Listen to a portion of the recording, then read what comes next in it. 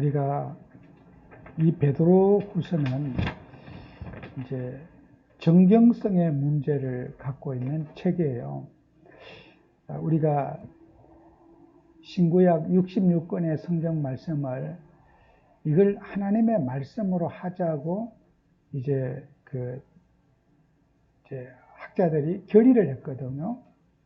그 중에 이 베드로후서에는 이걸 베드로후서를 성경으로 우리가 받아야 되느냐, 이 문제는 상당한 논란이 있었어요. 그 이유 중에 하나가 베드로후서가 쓴 저작의 연대가 베드로후서는 주후 67년에서 한 68년경에 이제 썼을 것이라고 하는 그런 학자들의 이런 증거들을 정황을 봤을 때 67년에서 68년 사이에 베드로후서가 쓰여졌을 것이다, 이렇게 이제 보고 있는데, 베드로는 언제 죽었느냐 하면은 64년 정도의 베드로가 순교했다고 우리는 그렇게 보고 있어요. 그러면 이게는 이제 베드로후서는 베드로 죽은 이후에 써진 책이라고 하는 그것 때문에 이것을 성경으로 받아들여야 되는 이 문제가 상당히 논란이 되어서 주후 372년에 라오디게아에 있는 교회 회의를 통해 가지고 이 베드로후서에 대한 이제 성경으로 받아들일 것에 대한 이제 회의를 했어요. 그 다음에 397년에 카르타고 교회에서 회의를 해갖고 최종적으로 베드로후서를 성경으로 받아들이는 그런 결정을 해서 오늘에까지 성경으로 오고 있습니다. 그래서 우리 성경에는 이렇게 이것이 성경으로 채택해야 될 것이냐 말아야 될 것이냐는 많은 논란들이 있었어요. 야고보서도 그렇고 또 이런 저자의 문제, 이 저자의 문제도 이게 누가 썼느냐, 그죠? 이게 여기에 본문에 보면은 뭐 베드로에 대한 얘기, 시몬 베드로가 1절에 나와 있지만은 성경에는 저자의 문제가 항상 이게 누가 썼느냐, 이 문제에 대해서 또 논란의 소지는 항상 있어져 왔어요. 그래서 그런 이제 정경의 문제는 여러 가지가 논란의 소지가 있지만은 이제 문제는 내용의 문제예요. 성경이 야고보서도 마찬가지고 또 우리가 이 베드로 후서도 마찬가지고 이렇게 이사야서에도 또 이렇게 그 60장 이후에 40장 이후에는 이게 다른 책이 아닌가 하는 이런 정경성의 문제들 성경 곳곳마다 많이 가지고 있어요. 근데 그런 문제가 있다 할지라도 우리는 과거 역사를 지금 2000년 전 또 때로는 3000년 전에 그런 일어났던 일들을 우리가 지금 정확하게 과학적으로 또 고고학적으로 밝힐 수 있는 것은 한계가 있어요. 그렇기 때문에 성경은 저작의 연대나 누가 저자냐 하는 이 문제는 각자 주장이 있을 수 있어요. 그렇지만은 여기에 성경의 말씀이라고 하는 것에 변함이 없는 것은 성경은 누가 썼든지 간에 이 내용은 하나님 말씀으로서 충분히 받기에 합당하다는 거예요.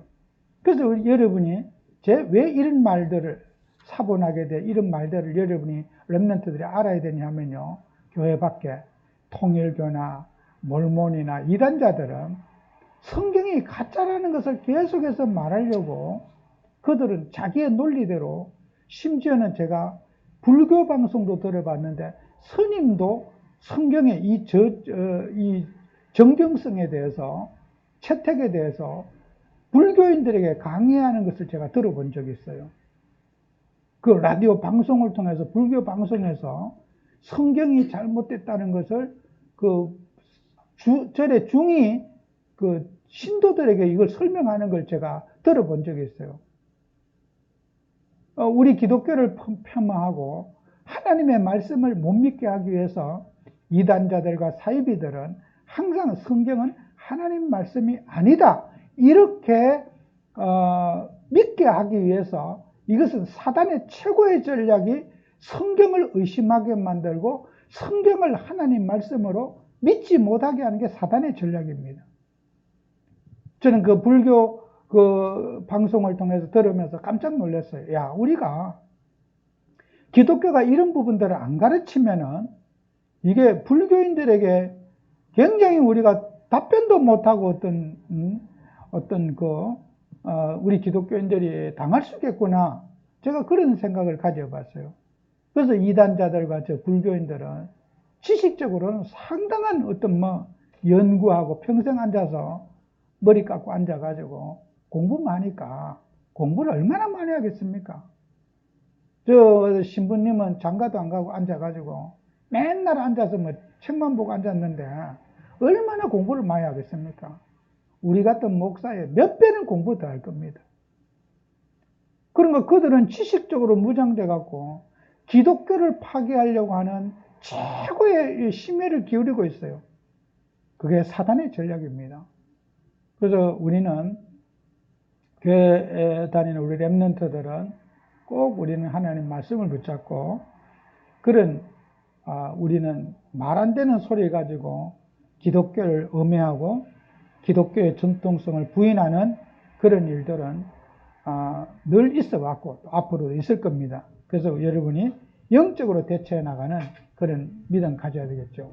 그래서 오늘 말씀의 제목은 하나님의 형상이라고 하는 거죠. 우리는 복음을 가진 우리 전도자들은 하나님의 형상이라는 것을 여러분이 잊어서는 안 되겠죠. 그래서 디모데후서 3장 16절에 보면은 성경은 뭘로 되어 있느냐 그러면요, 하나님의 감동으로 되어져 있다. 그죠? 하나님의 감동으로. 성경이 하나님의 감동으로 되어져 있다. 그래서 이 성경은요, 여러분이 하나님이 성경을 감동해서 했다는 것은, 우리가 성경을 기록할 때 우리는 축자 영감설을 믿어요. 이 축자 영감설이라고 하는 것은 내가 보고 느끼고 한 그 모든 일에 성령이 간섭하신 것으로 믿어요. 그래서 마태가 예수님을 따라다니고 마가, 누가, 요한이 예수님을 따라다녔어. 그런데 이분들이 성경을 기록했어. 근데 마태가 보고 누가가 본 그대로 그 필체, 생각, 그런 것들 속에 하나님이 간섭하셔가지고, 성령이 간섭하셔서 문제되지 않게 하나님이 정리하게 하나님이 하셨다고 하는 것이 우리 기독교가 말하는 축자 영감설이라. 신비주의자들은 그렇게 믿지 않죠. 눈을 감고 있으니까 손이 지멋대로 움직여가지고 막 써야지 그게 하나님의 말씀이라고 생각하거든요. 그렇지 않아요.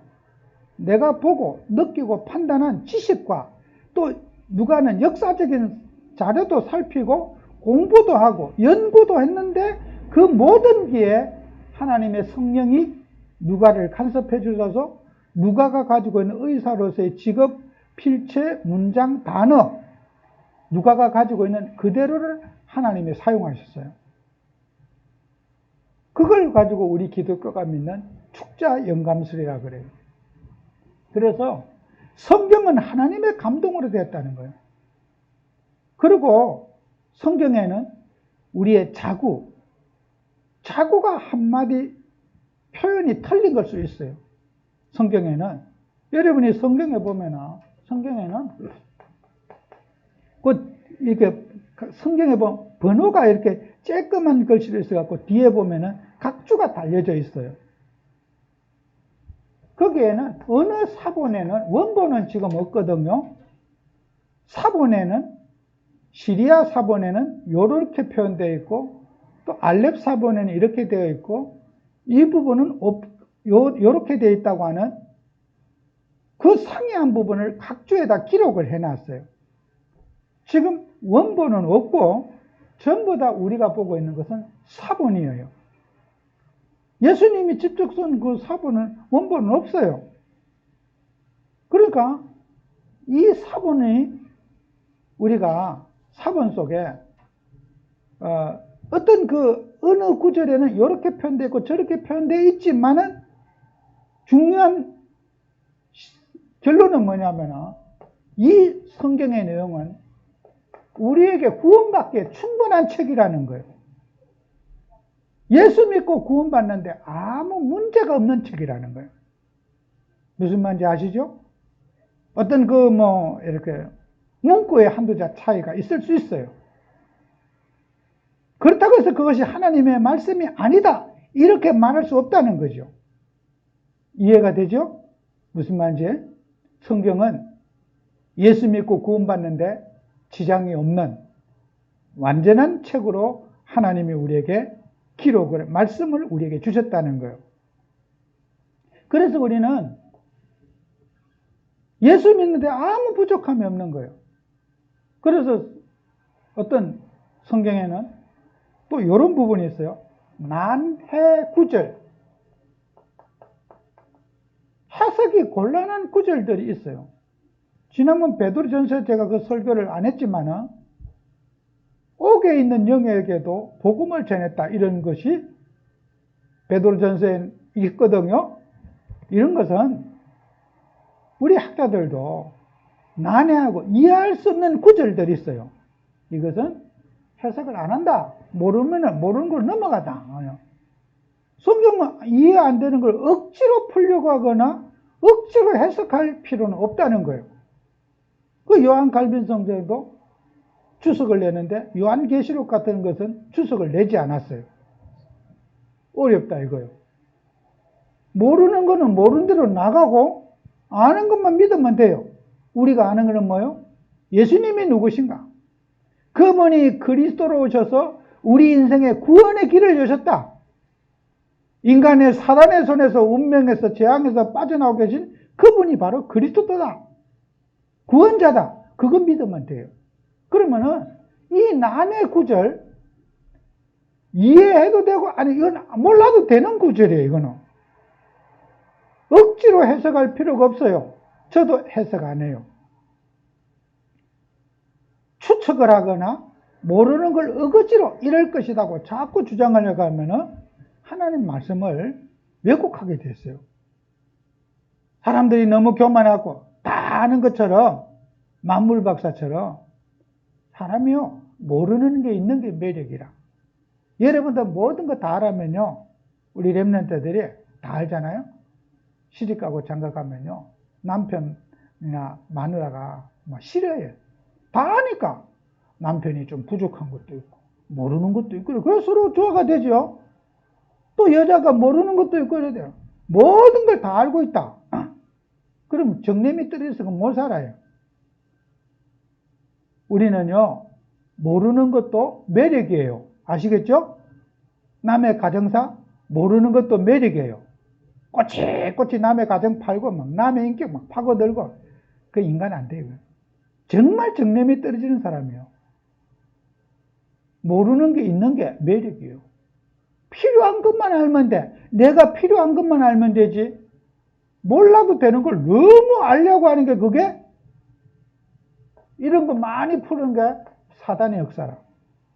남이 모르는 거 막 내만 막 알려고 캐는 거 있잖아요. 그게 선악과라. 지식. 여러분은 뭐든지 나쁜 소식도 너무 많이 알면 안 돼요.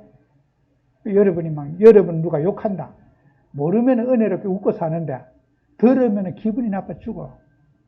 사람이 하나님 아는 것은 막 알면 알수록 은혜 되는데, 세상 소식은 알면 알수록 이놈에게 시달려요.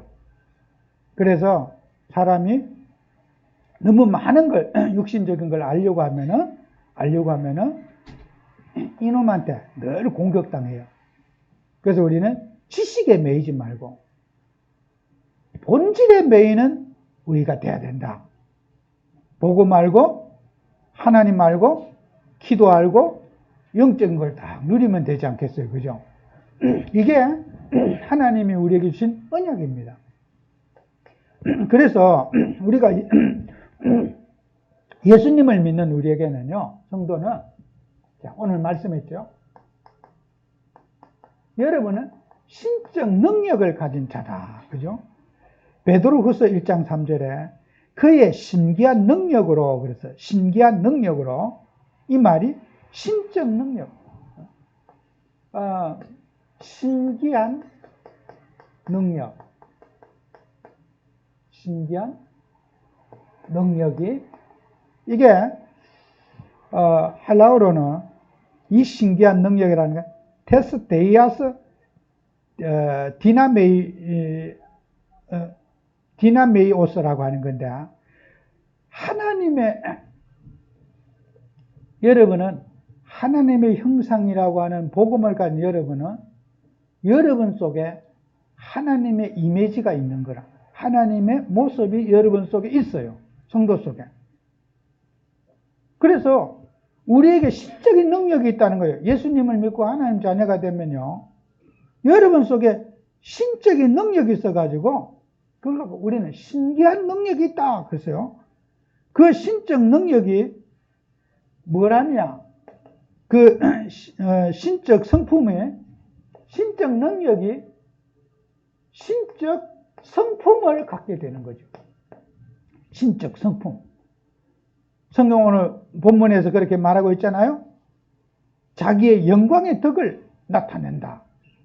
하나님의 모습을 하나님의 자녀가 나타내는 일을 한다는 거예요.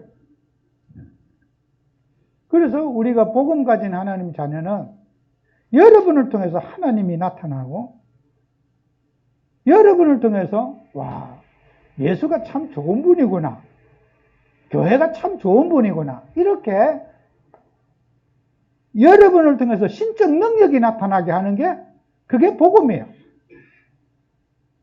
그 예수 믿는 사람이 어디 욕이나 얻어먹고 나쁜 짓이나 하고 이러면요, 하나님이 여러분을 통해서 하나님 모습을 드러내게 하시는 거예요. 오늘 이 성경은 본문에서 말하는 것이 나를 통해서 하나님을 드러내는 거예요. 하나님이 직접 눈에 안 보이니까 성도를 통해서 하나님의 모습을 드러내게 하시는 거예요. 사회에 덕을 세우고 또 사랑하고 이웃에게 감정을 풀어주고 상처를 치유해주고 하면서 내가 한 게 아니라 성도가 그렇게 하면 하나님이 영광을 받으시는 거예요. 오, 하나님 믿는 사람들이 우리 집에 어렵고 힘든데 저렇게 우리를 많이 도와주고 우리를 배려해주고 위해주고 참 하나님 고맙다. 불신자가 하나님을 신적인 성품을 전달하는 도구로 저와 여러분 우리를 불렀다는 거예요. 그래서 어제 우리 산업선교 메시지에도 우리 전도자께서 그런 말씀을 하시더라고요. 저는 이런 말씀을 들을 때마다 그 전도자가 하신 말씀을 저는 그냥 듣지 않거든요. 오직 예수가 성경에 있느냐고 묻는다면은 나는 할 말은 없다, 이런 말씀을 하시더라고요. 제가 그 얘기를요, 한 6년 전에 제가 그 얘기를 했어요.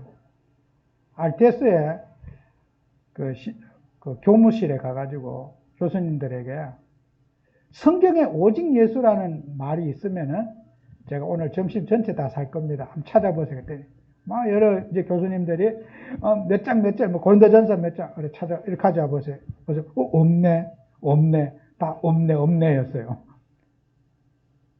성경에 오직 예수가 있느냐?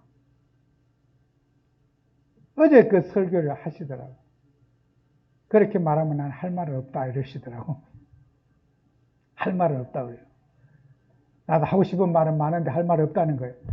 뭐 저는 전도자가 조금 자존심 상했을 수도 있고, 그걸 제가 6년 전에 한 말이에요. 성경에는요, 오직 예수가 없어요. 여러분, 뉴스 들어보잖아요. 뭐, 혼인을 결혼하기로 약속해 놓고, 막 폐물 받아먹고 도망치고 사기치는 사람, 혼인빙자 무슨 죄, 혼인빙자 있잖아요. 여러분요, 예수님을 빙자한 사기죄가 많아요. 막 하나님이 그렇게 하랬다면서. 하나님이 한 적이 없는데, 지가 해놓고 막 하나님이 했다면서. 하나님이 이름 팔아먹고, 사기쳐놓고도 막 하나님이 그렇게 했다고. 남에게 상처를 주고도 하나님이 그렇게 했다고. 그게요, 오직 예수가 사람 죽이는 거예요. 성경은 그런 것들을 금하고 있어요. 여러분은 복음을 가진 저와 여러분은 오직 예수는 어떤 사람이냐? 오직 예수기 때문에 헌신하고, 오직 예수기 때문에 사랑하고, 오직 예수 때문에 순교까지 할 수 있는 거예요. 그게 오직 예수인 거예요. 오직 예수 함부로 말할 수 없어요. 오직 예수의 사람은 오직 예수 때문에 더 사랑하고, 오직 예수 때문에 더 모범적이고, 오직 예수 때문에 더 사람들에게 희생하고 헌신하는 게 그게 오직의 사람들이에요.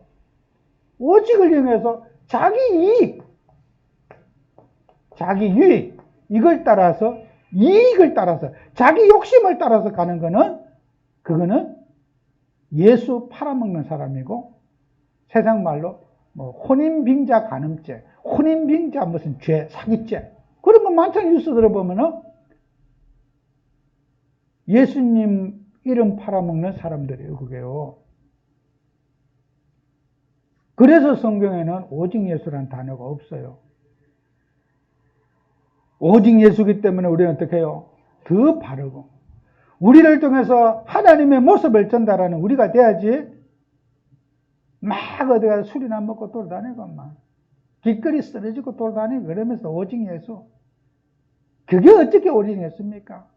예수 믿는 사람들이 막 길거리에 서서 담배나 피우고 막 돌아다니고, 어째 그게 오직 예수입니까? 무슨 담배 피운다고 문제입니까? 사회가 그런 걸 좋게 보지 않으면 안 해야 돼요. 미국 가서 뭐 그렇게 해도 뭐 크게 욕하지는 않을 거예요. 그죠? 우리 사회에서 목사가 담배 피우고 돌아다닌다 그러면요, 저게 목사냐고 나 욕하는 게 아니라 교회 욕할 거야. 에휴, 저 교회 저 예수 믿는 것들 이럴 거요. 내가 어디 길거리에 담배 꼬라먹고 돌아다니면은. 안 그렇겠습니까? 우리는 신의 성품을, 예수님을 드러내는 삶을 사는 게 복음이라는 거예요. 오늘 이 성경 말씀에 예수 믿는 사람들은 우리는 오직 예수이기 때문에 더 헌신하고 사랑하고 배려하고 기도해주고, 이것이 오직 예수의 사람이에요. 뭐 사기를 치고도 그리스도하고 끝내자. 뭘 끝내요? 그게 예수를 팔아먹는 사람이에요. 자기 이익, 자기 욕심대로 늘 살다가 자기 이익을 위해서 예수님을 이용해 먹는 그런 사람들 아니에요? 그런 사람들이 바로 초대교회를 어지럽게 하는 이단 중에 이단이 바로 오직 예수의 사람들이 이단이었어요. 그게 고린도전서 1장에 있잖아요. 바울파, 게바파, 그리스도파. 바울파, 게바파는 그래도 덜 무서워. 제일 무서운 파가 그리스도파가 제일 무서워. 우리는 그리스도만 붙잡고 산다. 아나무인격. 교회 가르침도 안 받고 누구의 권면도 안 듣고 지멋대로 사는 사람. 그게 그리스도파인 거야. 초대교회 이단들 가운데. 고린도전서 1장에 있잖아요. 게바파, 베드로파, 바울파, 그리스도파. 나는 복음이기 때문에 나는 아무한테도 노타치, 내 마음대로 산다. 전차처럼. 그게 그리스도파라.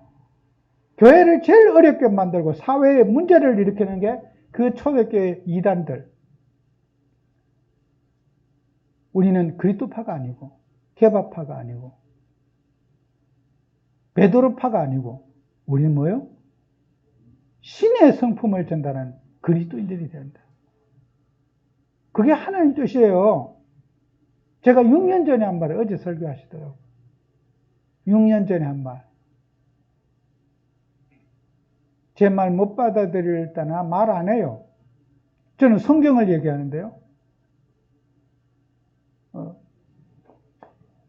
여러분이 복음 가지고요. 우리는 성경을 갖고 기준을 삼아야 돼요. 뭐 누가 그러더라. 지방방송 끄시고 하나님 말씀을 딱 가슴속에 붙잡으세요. 그게 복음이에요. 그래서 이단자들은 어떻게 해요? 항상 성경을 우습게 보게 만들어요. 성경 그거 가짜다. 뭐. 성경 그거 믿으면 안 된다. 성경 그거 그게 사람이 써놓은 책이지. 이렇게 성경을 부정하게 만드는 게 사단의 최고의 교회를 파괴하게 한 전략이 하나님 말씀을 못 믿게 하는 거예요. 그래서 우리는 말씀을 믿는 우리가 돼야 될 것이고, 그래서 구원받은 자들은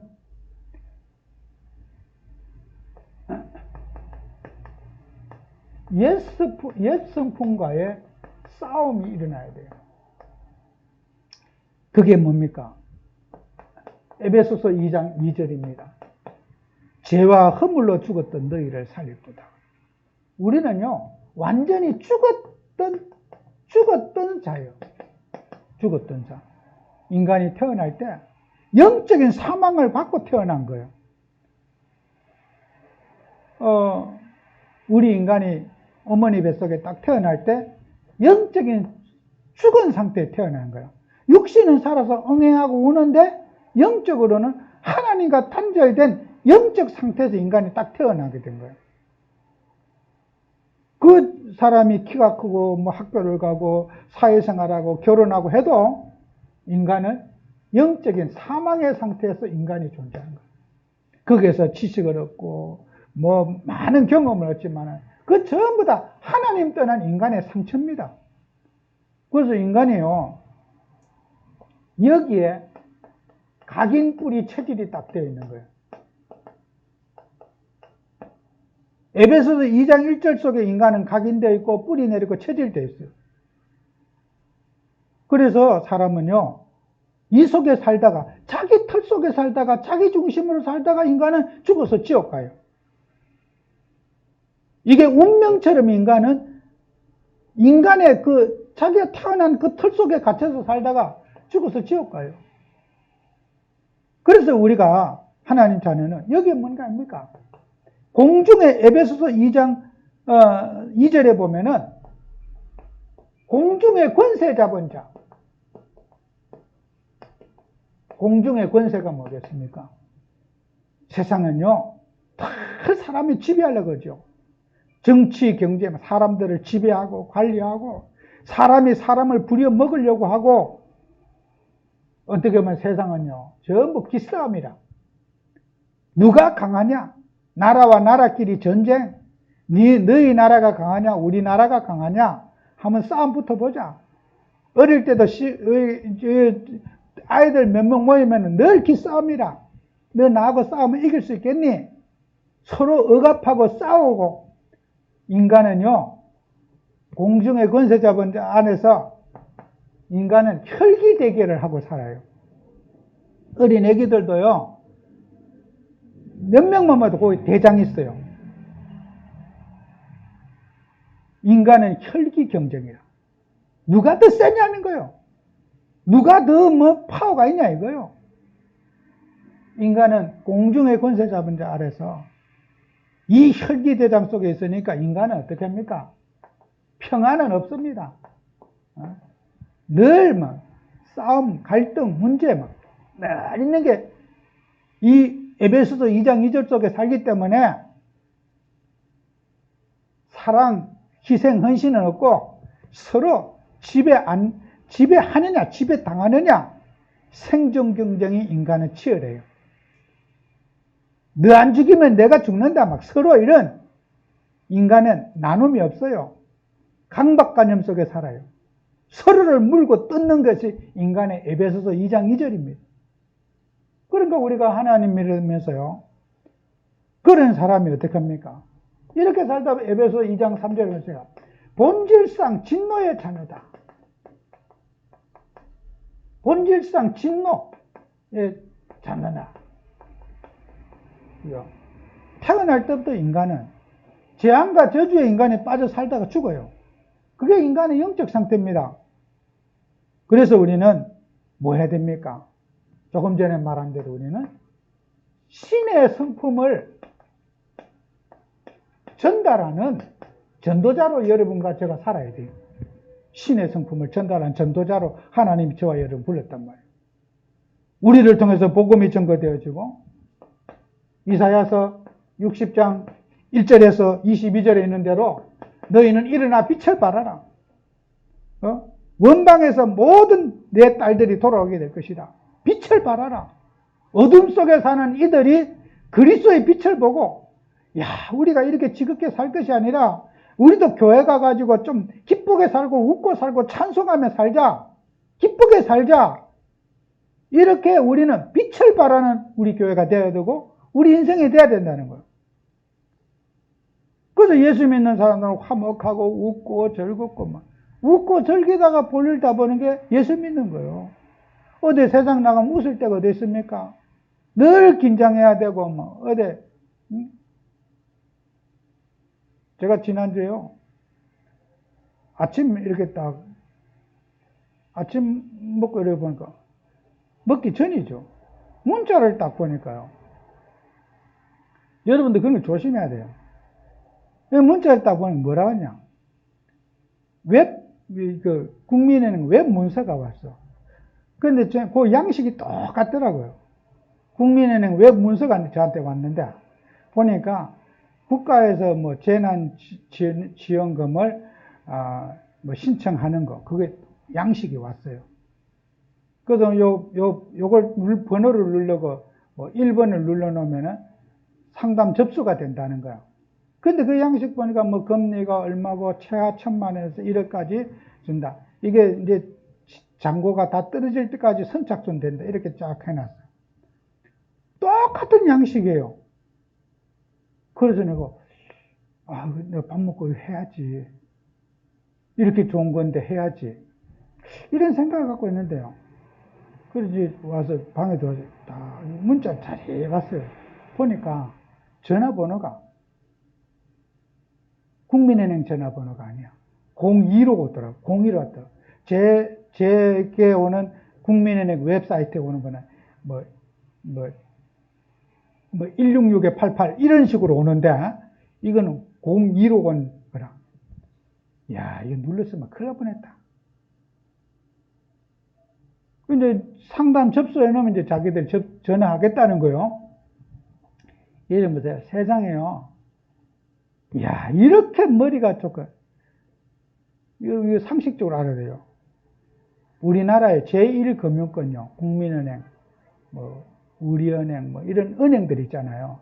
이런 은행은 그걸 제1금융권이라 그래요. 농협, 이건 제2금융권이고, 또 축협, 저런 건 제3금융권, 마을금고 이런 거, 제3, 4 이런 내려가. 은행, 우리나라 이런 국민은행 같은 은행이 있잖아요. 제1금융권이라. 이 은행을 이용할 수 있는 사람 우리나라 많지 않아요. 대부분은 축협, 농협, 신용이 안 되는 분들이 농협이나 마을금고, 새마을금고, 이자가 많이 좀 그쪽으로 많이 가요. 그런데 국민은행 이자도 적어요. 제가 우리 목회자들도요, 국민은행을 이용할 수 있는 사람 거의 없어요. 신용이 안 좋아가지고. 이런 시중은행을 이용 못해요. 제1금융권을요. 국민은행에서, 이런 제1금융권에서 카드 발급받을 수 있는 우리나라 많지 않아요. 대부분 제2금융권, 제3금융권에서 카드 발급을 주로 많이 받아요. 그러니까 사람들은요, 그걸 몰라. 은행에서는, 제1금융권에서는 어떤 경우에도 그런 광고 안 합니다. 다 가짜예요. 금융상품이 나왔으니까 가입하세요. 이것은 은행에 전화해 보세요. 하는지. 그런 광고 안 해요. 돈 빌려줄 테니까 돈 빌리러, 그걸 안 합니다. 은행에서는 그런 업무 안 해요. 이거 상식적으로 여러분이 아셔야 돼요. 은행에서는 그런 전화 하지 않습니다. 근데 오해하는 게 있어요. 은행에서 지난 오티모토 사태처럼, 라임 사태처럼 그런 그 이상한 그 광고품을 은행 창구에서 팔아요. 그 은행에서 수수료를 받아먹을 은행 그 자리를 빌려준 거지, 그 은행에서 판 거 아니에요. 그 지금 많은 분들이 수천억 사기당하고 막 조단위 사기 난리잖아요. 그 왜 그래요, 그게? 국민은행에서 했으니까, 국민은행에서 사람들은 계약한 줄 알아요. 국민은행에서 그런 거 안 해요. 그 국민은행에서 이렇게 거래세만, 수수료만 먹고 그 사람들이 하는 거예요. 차 살 때 캐피탈 마찬가지예요. 그거 다 제3사 금융권이고 안 합니다. 은행은 그런 거 안 해요. 그러니까 사람들은요, 사기꾼들이, 나 은행에서 계약했는데, 은행에서 했어도 은행하고 한 게 아니에요, 그거. 그 사람이 은행의 장소를 빌려서 한 거예요. 그러니까 우리가 사람들이 모르고 하는 일들이 얼마나 많습니까? 그래서 우리는 세상 살아가면서 이 세상은요, 완전히 흑암이라. 눈 떠 있는 사람, 눈 빼먹어. 세워놓고 사람이 날로 간 빼먹으려는 세상이라. 그래, 믿을 사람 그리스도 외에는 없습니다, 진짜. 누구를 믿습니까? 여러분이 이해할 사람 아무도 없어요. 진짜 우리는 예수만 다 붙잡아요. 이게 우리가 살아가는 현장입니다. 그러면 그런 은행에서 막 국민들 그러잖아요. 은행에서 팔았는데 왜 우리를 은행이 사기쳤다고 하는데, 은행하고 아무 관계없는 일이야. 라임 사태 그런 건 없어. 그건 아무 관계없는 일이에요, 그게. 왜 은행이 그런 취급을 했느냐, 그런데. 은행에서 그 상품 중개해 먹은 거예요, 그거. 물론 이제 도덕적인 문제는 있죠. 장사할 때 그런 물건을 팔지 말았어야지. 그런 물건을 왜 중개하고 묵인했냐, 이거지. 여러분이요, 이 세상이요, 흑암의 세상이라.